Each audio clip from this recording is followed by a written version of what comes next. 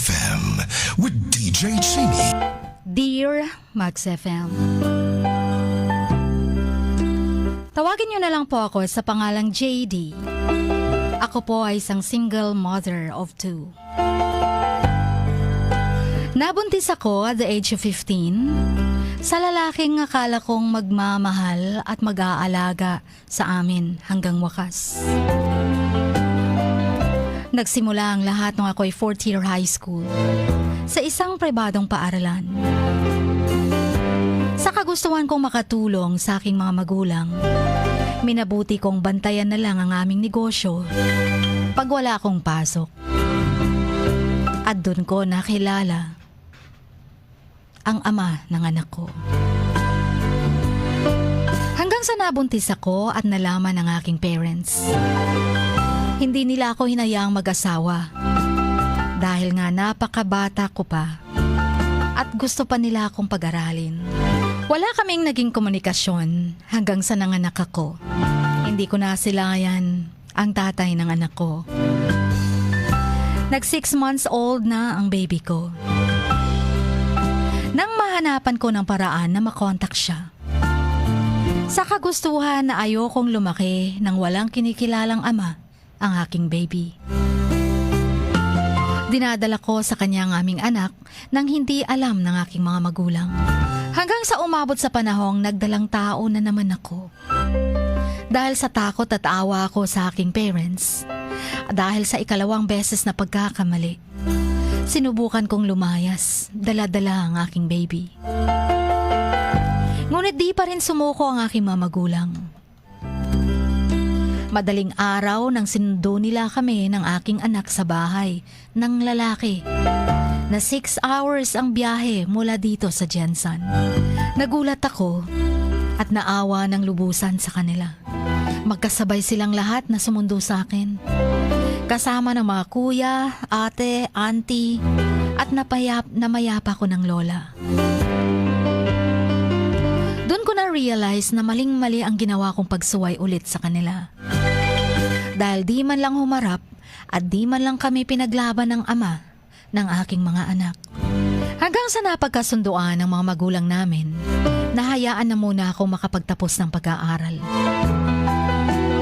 Di na kami nagparamdaman sa isa't isa. Wala din siyang suportang ibinibigay para sa mga anak namin. Hanggang sa nanganak ako sa pangalawa kong ang baby. Pinag-aaral ako ng aking mga magulang at sa awa ng Diyos, nakapagtapos ako ng college. Hanggang sa nabalitaan ko din mismo kung kailan malapit na ang aming graduation, nalaman kong nagpakasal na siya sa ibang babae. Hindi naman din ako naapektuhan ng grabe dahil sa alam ko namang hindi siya responsableng ama.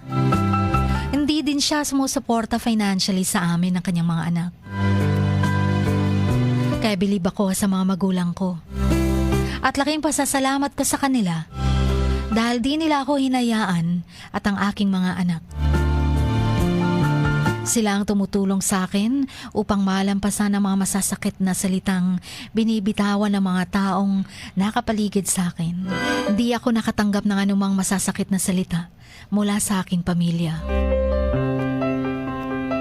Minahal at inarugaan nila kami ng aking mga anak.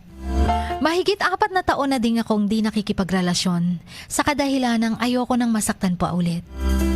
At di na din ako nagmamadali dahil may mga nagmamahal naman sa akin. At dahil din andyan ang mga mapagmahal kong mga anak. Natatakot akong umabot sa panahong gayahin ako ng mga anak ko. Magre-rebelde sila sa kadahilan ng wala silang ama.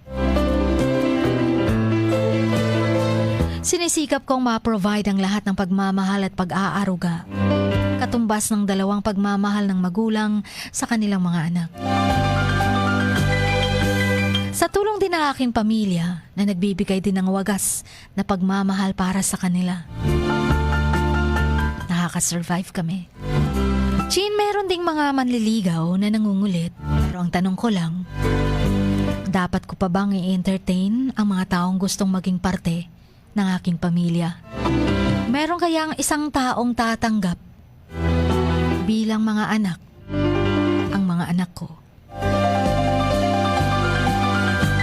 O dapat ko na bang isarado ang aking puso at mag-focus na lang sa aking mga anak? Naway mapayuhan niyo ko. Maraming salamat sa pagbabasa. Hanggang dito na lamang, and God bless you always. Lubos na gumagalang, JD.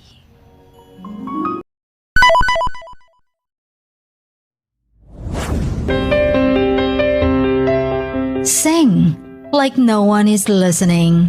Love like you've never been hurt. Dance like nobody is watching. And live like it is heaven on earth. Dear Max FM. Dear Max FM with DJ Chini. Samahan si DJ Chini tuwing 1:00 hanggang 3:00 ng hapon, Lunes hanggang Biyernes sa Dear Max FM. Dear Max FM with DJ Chini. Ipadala na ang sarili niyong kwento, matuto ng leksyon at gawin itong inspirasyon. Dear Max FM with DJ Chini.